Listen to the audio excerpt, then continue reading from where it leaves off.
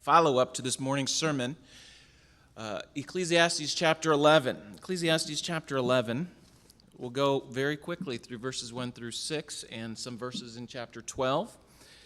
But the title of the sermon tonight is called Risk and Joy of Life. The Risk and the Joy of Life. A pastor once talked to a man named Jack. Jack had changed his career when he was 37. The pastor asked if it wasn't risky to leave his teaching position for the uncertain world of sales, especially since he had a wife and a young daughter to consider. Yes, it was risky, Jack said, but I did it anyway. Then he recalled the words his father once told him. He said, "Son, I'm 62 now. I've been making decisions all of my life.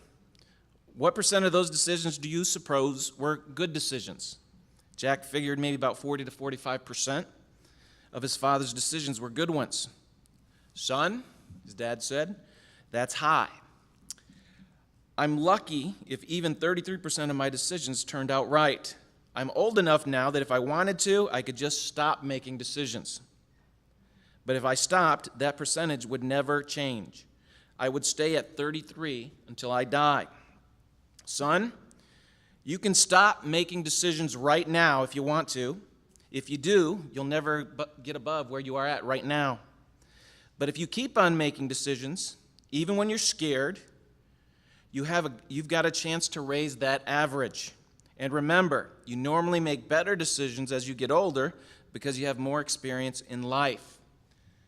I read that illustration to illustrate this great principle, and that's this. Take some risks in life and enjoy what God has for you. Because when we get older, as we get set in our ways, we don't want to change. As I get older, I'm asking God to keep me from getting set in my ways in a life that's routine, that's boring and predictable.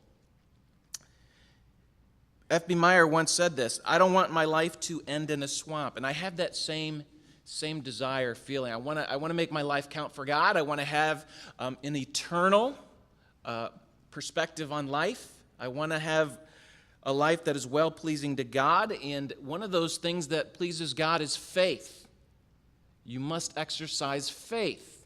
Faith pleases God. So the first major point of Ecclesiastes 11, 1 through 6 is this, that life is full of opportunities, so I should live by faith. There's a certain amount of risk to life. There are certain unpredictable aspects of life which we will have to face, but that's where faith comes in. Solomon drives home the point that you need to be actively involved. You should live on purpose. There should be some intentional living in your life because success is not guaranteed in every case. So you have to live life on purpose. Life should be lived by faith. And so we're going to read Ecclesiastes chapter 11, verses 1 through 6, and then we'll break it down verse by verse. Follow along as I read here. You know what? We'll read the first two verses first. It says, "Cast thy bread upon the waters, for thou shalt find it after many days. Give a portion to 7 and also to 8, for thou knowest not what evil shall be upon the earth."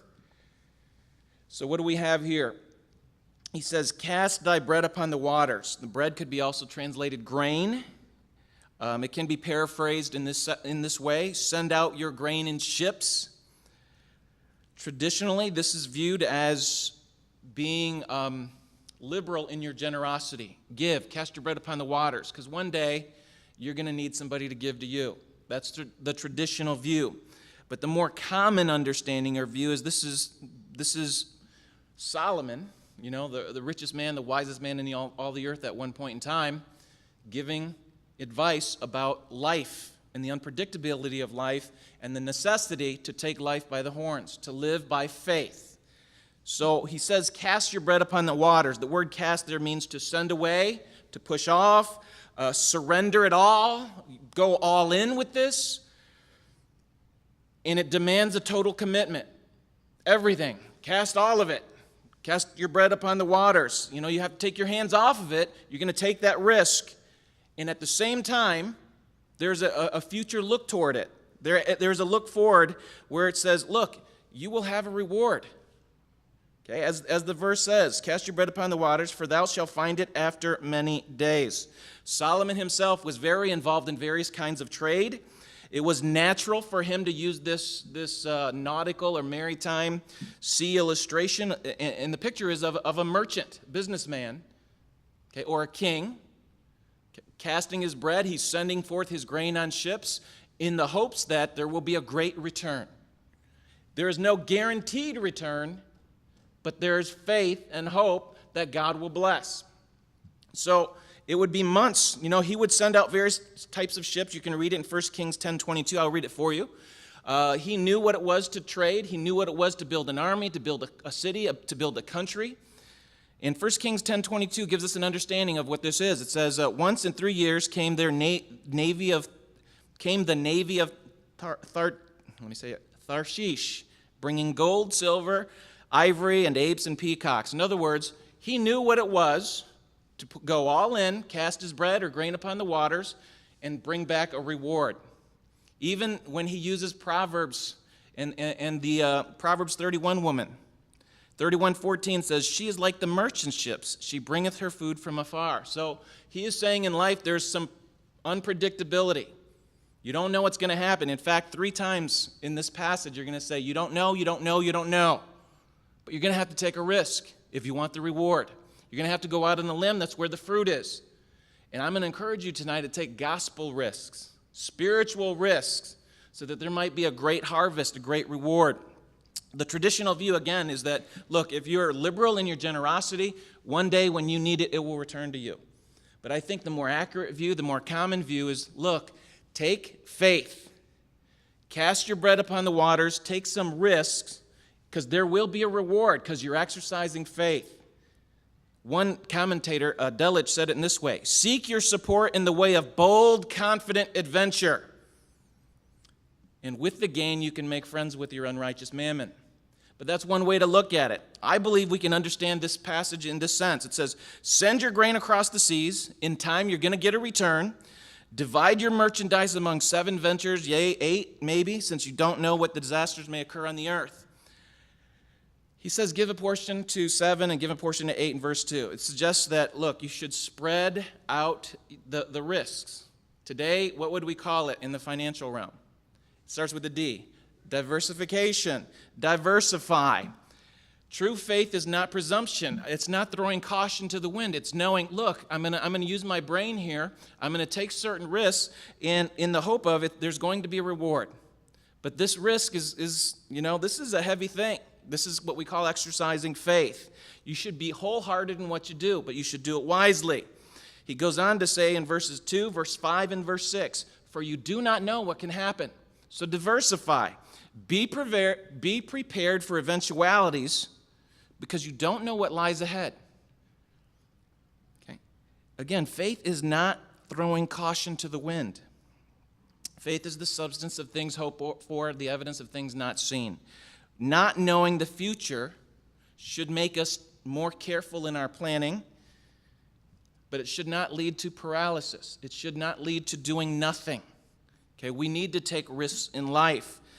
The labor is ours. We take the risk, but then God, after time, will give the increase. There shall be a reaping after you sow. So Jesus speaks of this in the parable of the sower. You sow in hope. You're gonna put things out there, and someday you're gonna reap. Someday that seed is gonna grow. We have the parable of the talents, the parable of the sower. And in Luke 6:38, Jesus said in this way: "Give, and it shall be given unto you, good measure, pressed down, shaken together, and running over, shall men give into your bosom. For with the same measure that you mete, with all it shall be measured to you." Whatever measure you use. Okay? The more you are bold and venture for the gospel's sake, the more of a reward there will be. Now, just think of this. Here's a merchant who's putting his eggs in this basket, but more than one ship, right? So he's putting his eggs or putting the grain on ships, and he's sending him off.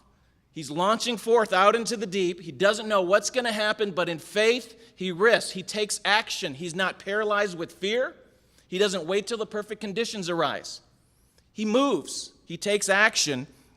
And so that's, just thinking of all the effects. Let me ask you some questions. It's a little bit less formal here. Let me ask you, what are the dangers of sending your investment over the seas. Tell me what can happen to those things.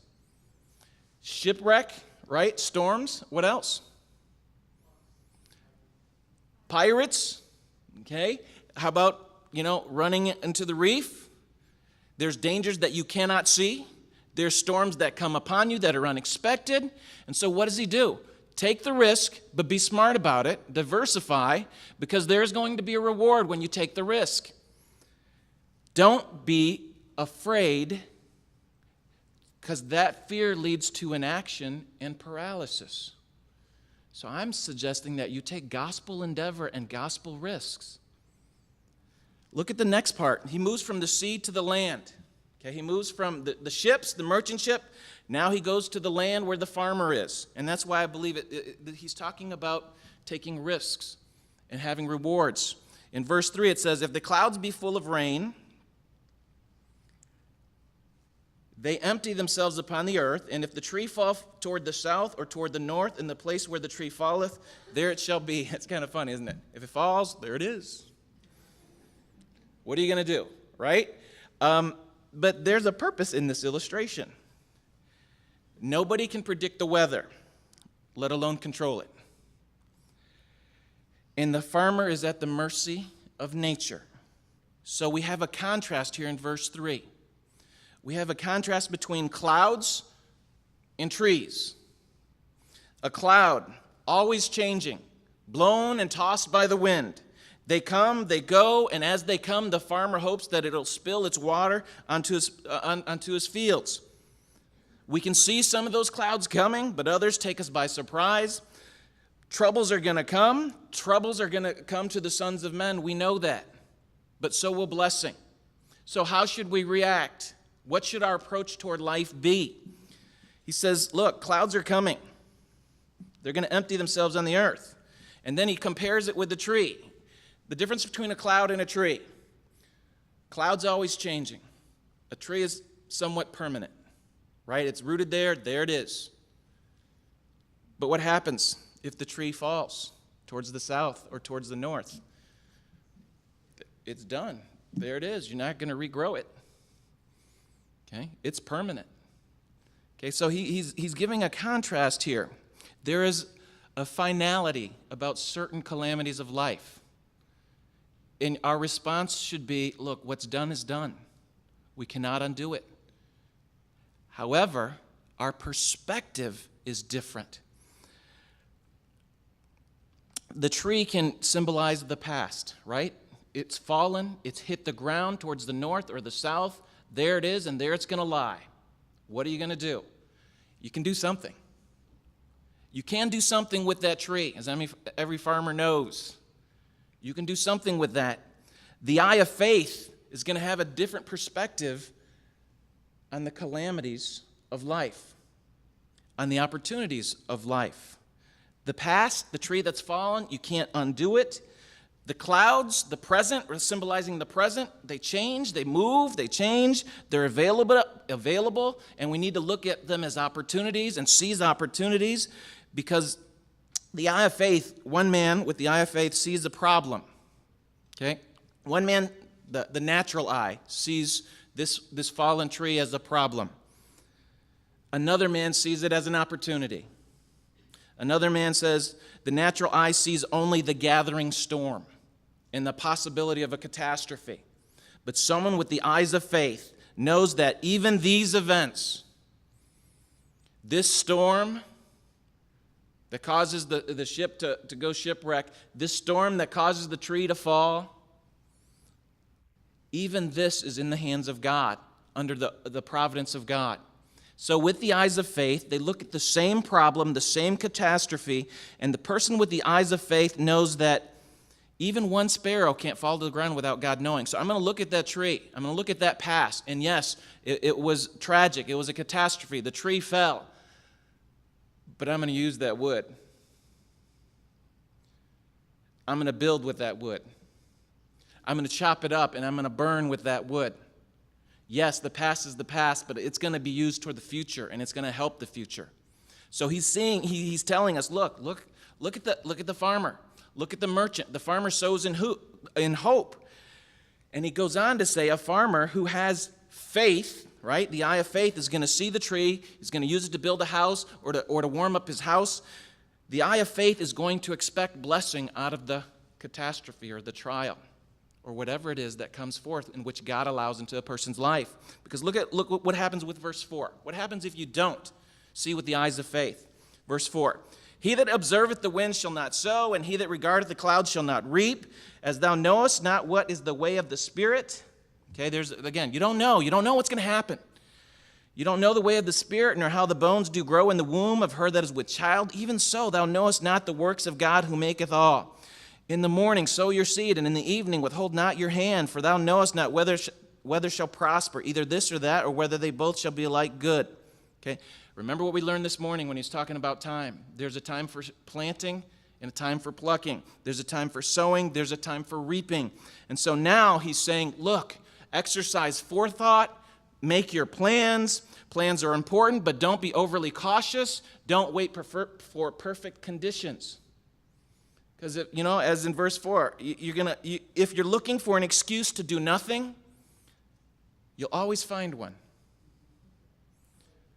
You'll always find one. Life, if you approach it correctly and accurately, is to be enjoyed, but it's also an adventure. It's a walk of faith. Life is an adventure that we have to launch out into the deep, into the place of the unknown. That's what Jesus told to Peter. Follow me, I'll make you fishers of men. Launch out into the deep. Cast forth your nets. You don't know what's going to happen. And over again, we see you don't know, you don't know, you don't know. Do you remember what Jesus said to Nicodemus about the Spirit? The wind blows wherever. You don't know. But God's working. You don't know how, but God's in it. Okay? So you have to exercise faith. If you're looking for an excuse, you'll find one. Nobody knows what's going to happen in the future. You don't know even how the baby is formed in the womb, but God is at work there, and God is at work in the future. So exercise faith. God knows. There's a purpose for everything under the sun, under heaven. God is in control of that. So what should you do? What should your response be if God says, this is the farm of your life? What are you going to do? Verse 6, in the morning sow your seed. In other words, get up early, sow your seed, work hard until the evening. Okay, if you believe God, if you believe His promises, if you believe His word, if you believe that He's going to build His church, if you believe that He's going to provide for your every need, if you believe that if you seek first the kingdom of God and everything's going to be provided for you, what must you do? Act. You believe, you trust, and then you go out and do what He says. Trust calls for action, and we're wise to act wisely, to use each day wisely. Listen to Ephesians 5:15. See then that you walk circumspectly, not as fools, but as wise, redeeming the time, because the days are evil. Wherefore, be ye not unwise, but understanding what the will of the Lord is. As you work in the morning of your life, or as you work in the evening of your life, you can expect God's blessing. You can expect fruit in a return for your labors. So if the merchant is going to send out more than one ship, what should the farmer do? Okay, to diversify. He's going to plant more than one crop, right? And so he's going to be wise about it. We're going to go out there and exercise faith. If life is an adventure, if life is a gift is to be enjoyed and to move forward in, then opportunities have to be seized by faith. You don't know what's going to happen in the future, but you should act by faith. Nothing will ever be perfect, but you need to act by faith and start moving. Act. Okay? So each of us is like a merchant. You're investing today in which will pay dividends for tomorrow. Each of you are like farmers. You're sowing different kinds of seeds in different kinds of soils, trusting that God is going to bring a great harvest. So let's choose to live a life of faith. Do not be afraid to take spiritual risks. Do not be afraid to take on new ministries. Again, be wise about it. Okay? Plan accordingly. But take life by the horns, believe God's promises, and take steps of faith. Because what happens if you don't? Okay? The life of faith, again, is an adventure. There are opportunities that are going to be before you. The conditions will never be perfect, but you have to walk by faith like a farmer does or a merchant ship does. And what happens next? We see in Ecclesiastes 11, 7 through 9 here. The second major point is this. Life, there's going to be risks in life, so live by faith. Take some action, take some steps. The second major point is life is a gift. Enjoy it, but remember what's going to happen. Okay, and we'll cover this in a second. There are three main verbs in the next few verses that'll help you to remember what life is like and how you should approach life. The three main words are rejoice, remove, and remember. All right, Ecclesiastes 11, 7 through 9. Truly the light is sweet, and a pleasant thing it is for the eyes to behold the sun. But if a man live many years and rejoice in them all, yet let him remember the days of darkness, for they shall be many. All that cometh is vanity. Rejoice, O young man, in thy youth, and let thy heart cheer thee in the days of thy youth, and walk in the ways of thine heart, and in the sight of thine eyes. But know thou that for all these things God will bring thee into judgment. So, to summarize verses 7 through 9 here. God created the light. He said it was good.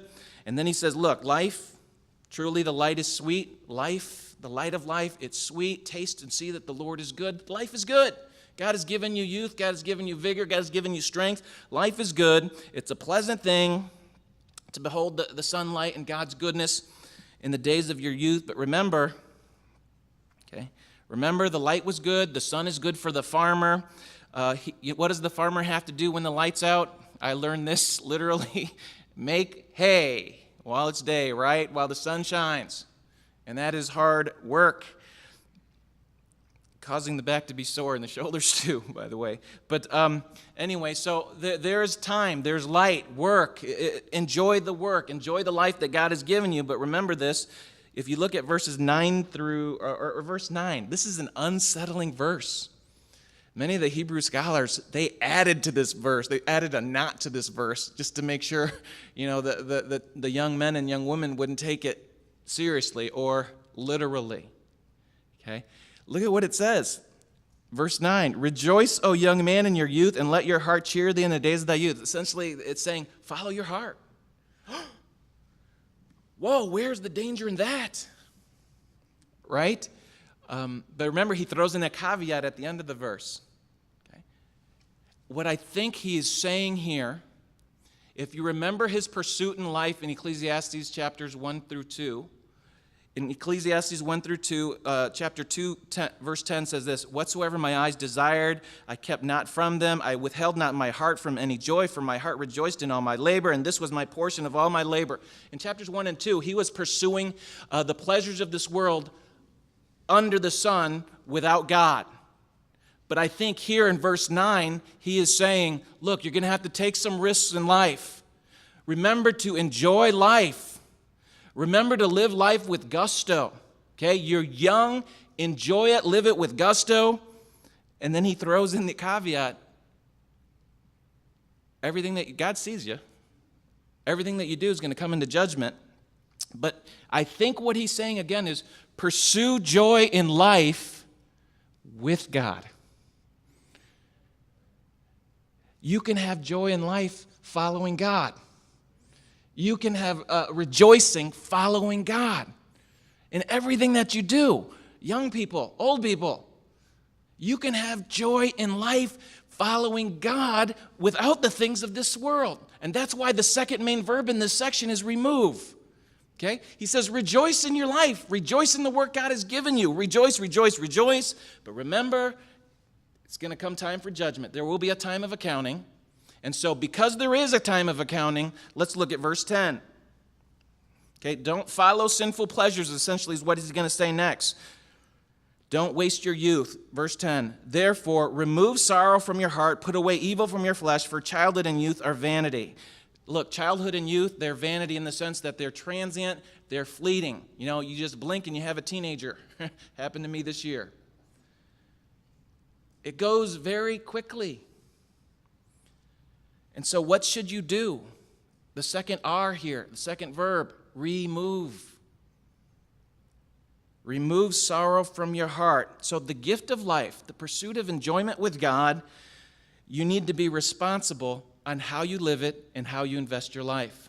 So you should remove, as it says there, sorrow from your heart. The word sorrow means that inner pain, that vexation, that bitterness, that anger. If you're going to enjoy the pursuit of life with God, remove these things, bitterness and anger. And that bitterness and that anger usually will lead to rebellion and eternal consequences, earthly consequences as well. But remember this. Remove sorrow from your heart. That's the sins of the spirit, essentially. And then he goes on to the sins of the flesh. Remove sorrow from your heart and put away evil from your flesh. Teenagers are not the only ones that have a corner on the market on rebellion. Adults do too. And so what do? Put off the sins of the spirit, and we also put off the sins of the flesh. The sins of the spirit, like anger, bitterness, anxiety, put them off. And then he tells us to put off the sins of the flesh as well. Remove those things because you can. Because God says you can. 2 Corinthians 7:1 says, having therefore these promises, dearly beloved, let us cleanse ourselves from all filthiness of the flesh and spirit. So sins of the spirit and sins of the flesh, put them off. Put them off and enjoy the pursuit of God. Put them off, and then you can perfect holiness in the fear of God. Because again, life is fleeting, youth is fleeting.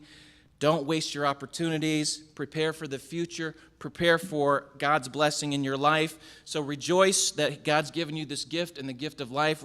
Remove these sins from your life. And the last R, we see in Ecclesiastes 12:1. Remember now your Creator in the days of your youth, while the evil days come not, nor the years draw nigh, when thou shalt say, I have no pleasure in them. So rejoice, remove, and now remember. Because remember, you're young. Pay attention. Consider what I'm saying. Pay attention with the intent of obeying. Jesus would say it in this way: seek first the kingdom of God.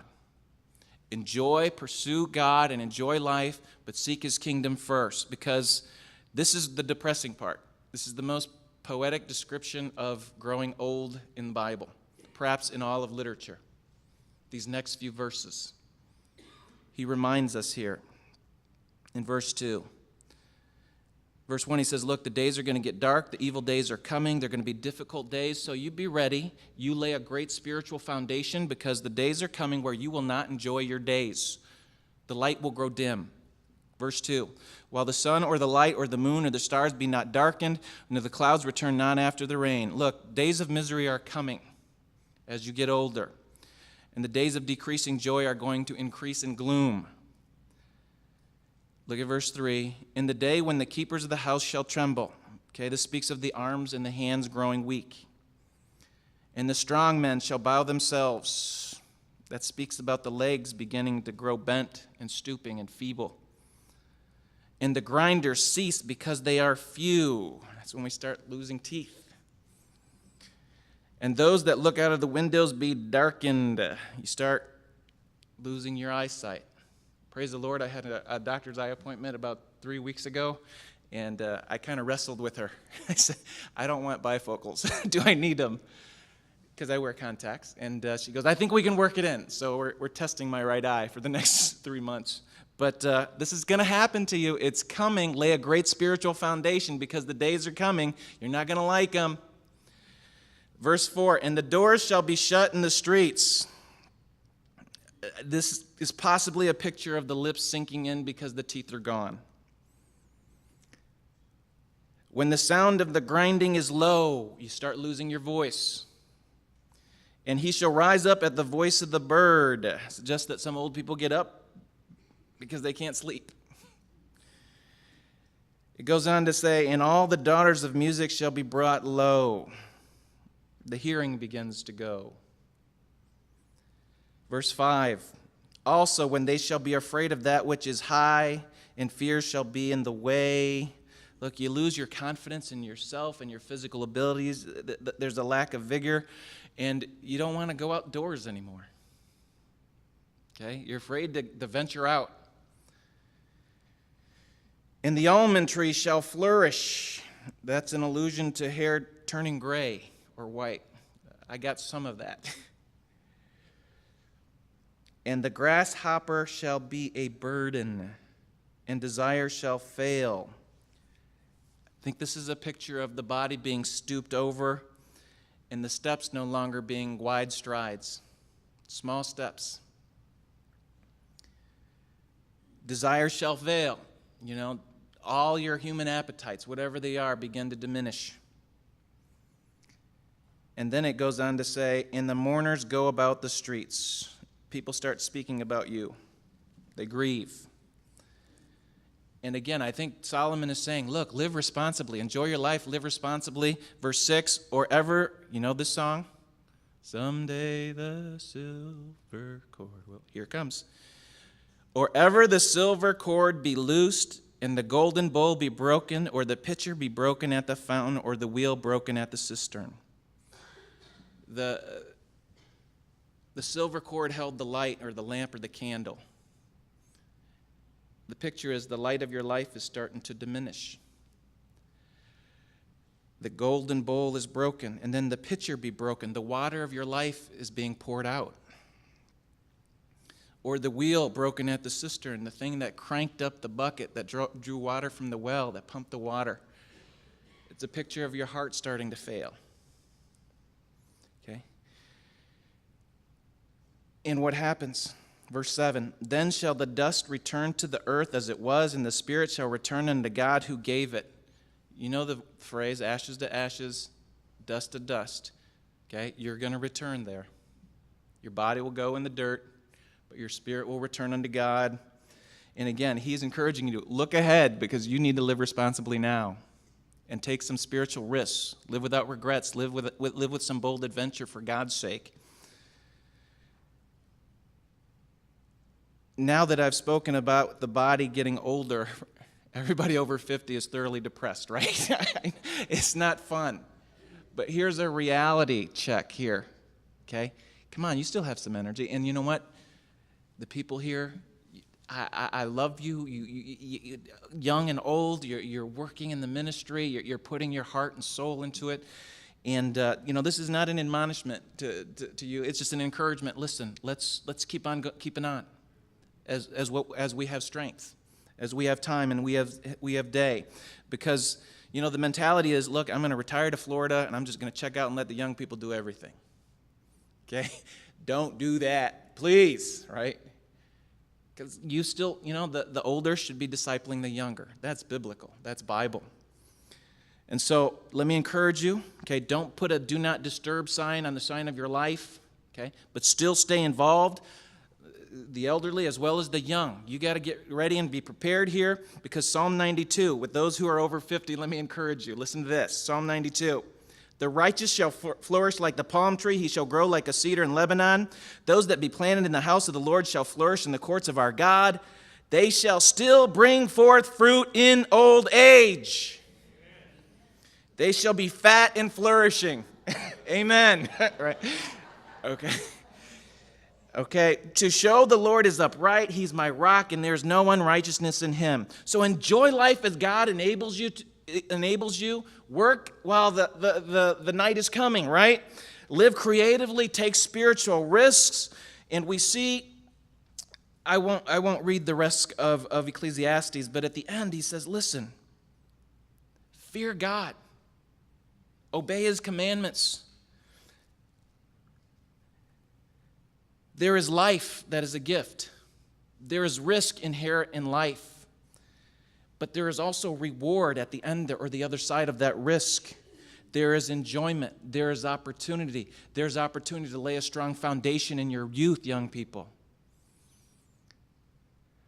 There is opportunity to live by faith. Yes, there will be many challenges, but you should rejoice in them all because remember, God has made everything beautiful in his time. There's a sign along the Alaskan highway that reads this: choose your rut carefully. You'll be in it for the next 200 miles. If you've gotten a point in your life where you're just playing it safe in the Christian life, you're in a rut, let me encourage you to get out of that rut. Okay? If you don't have a ministry, let me encourage you to seek and ask the leadership, what ministry, where can I serve? If you can sing, join the choir. Do something. You still have youth, you still have energy. Do something for God's glory. Take that spiritual risk because you know all that's coming. But God promises to bless faith. So cast your bread upon the water because there is going to be a return. There is going to be reward. How do I do this? Let me suggest 3 action steps and I'll close here. Number 1, activate your life of faith. Take on a new ministry challenge. Find someone to invest in. Give yourself to a local church ministry here. Pour your life into a young person.